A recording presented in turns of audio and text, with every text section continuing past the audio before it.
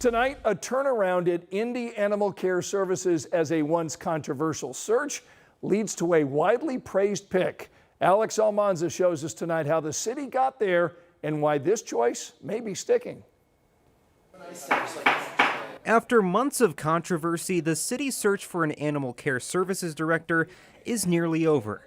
This time, a vote to greenlight the new hire was anything but divided. The prior director's proposed director was quite a rough event. That will not happen tonight. That hire is Amanda Dehoney Hinkle, a familiar face to IACS. She used to work here, then ran things in Greenfield. It's a far cry from the last time this job made headlines. A controversial nominee was met with signs, shouting, and a backpedal from Mayor Joe Hogsett. Kelly Diamond was Hogsett's previous pick. People didn't want her. They cited her IACS administration cutting volunteer hours, not running background checks during adoptions, and overall low morale. Now Hinkle takes over with a mandate. We are public servants, we are a municipality, and we need to be extremely transparent. Communication, being very open so that no one is blindsided by events that we have going on or, certain challenges we're facing. Volunteers showing up in support, saying they hope Hinkle lets them extend a hand. We'd really like her to extend the volunteer hours, restore the volunteer program to its full capacity. We have not brought on new volunteers all year because we have not had a volunteer coordinator. The committee passed her approval with a do-pass recommendation, which now heads to the full council. In Indianapolis, Alex Almanza, 13 News. Tonight at 11, we're getting some fresh insight into the push to make the Martindale area here in Indianapolis an historic district.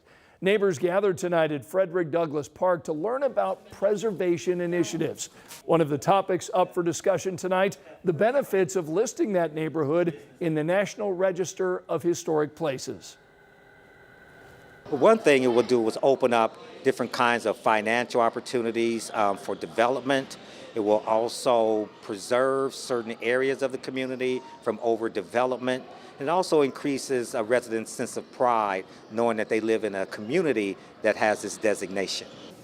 Tonight's event was hosted by Indiana Landmarks Black Heritage Preservation Program and the Indianapolis Department of Metropolitan Development.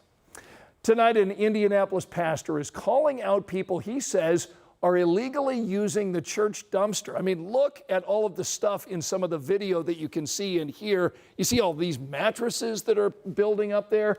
It's piled up in the parking lot of Greater Shepherd Missionary Baptist Church on English Avenue.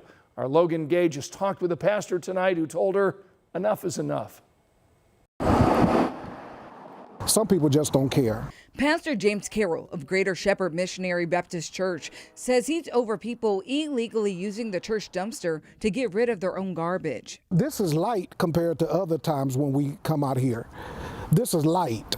Because there's been times that we come out here and it's so much stuff that you can't even really get around the dumpster. Carroll says the church got the dumpster around 2 years ago, and it's been a headache ever since. Even when both lids is locked on the dumpster, they don't even put it in the dumpster, they just throw it to the side. Like these 6 mattresses on the side of the dumpster. I don't know why we constantly get mattresses. He says he's nearly been fined by the waste company because the dumpster was too heavy with other people's garbage.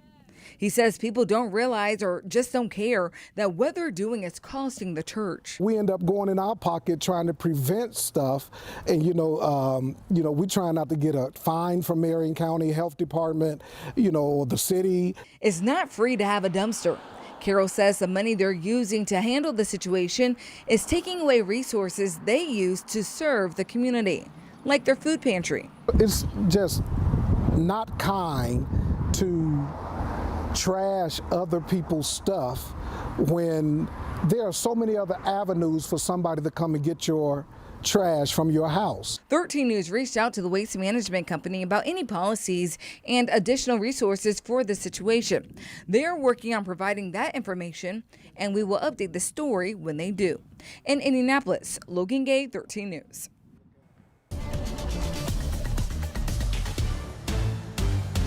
Weather impact alert days through at least Friday. May have to extend them into next week because of high heat, high humidity. Prepare now. to be hydrated, take breaks inside, and consider moving outside activities inside or do them earlier in the day. The entire state under heat advisories. There are excessive heat warnings down to our south and west. Line of storms developing northwest won't have an impact tonight, but as these storms get a little closer to us, a couple of storms will be possible tomorrow and the northern part of the state under a low threat of severe weather. Weather impact alert day for tomorrow with high temperatures in the low 90s, but feeling like 100 to almost 110, and that starts close to noon. Take precautions from the high heat and high humidity all afternoon and evening. Expecting moderate to high heat stress potential. When it gets this high, we encourage you to take 30 to 40-minute breaks every hour, especially when you're doing those strenuous outdoor activities, or again, move them to earlier or later in the day. In terms of storm chances, 1 or 2 possible tomorrow. We get a slightly better storm chance on Friday, and much like last weekend, there will be a few complexes of storms as we head into the upcoming weekend. It stays hot, it stays humid, and we'll be dodging some storm chances. What storms do develop, also like last weekend, will contain lightning and the threat of heavy rain that could lead to flooding. 92 tomorrow afternoon, muggy heat, feeling like 100 to 110. 91 on Friday. Couple of storms possible the next couple of days, and then a slightly better chance for a few complexes of storms for the upcoming weekend. You'll notice we don't get any break from the high heat, high humidity, so again, we may have to extend these weather impact alert days into next week. All right, Angela, thanks. So these brutal temperatures mean that you and I are going to be running our AC and seeing a bump in our utility costs. But right now, new numbers are showing how those bills are also affected by historic rate increases. So this report comes from the Citizens Action Coalition. It says that Hoosiers are paying an average of $28 a month more for electricity right now than they did 1 year ago. And now utility companies cannot increase rates without a government green light. So the coalition is now emphasizing the impact of already approved hikes on ratepayers.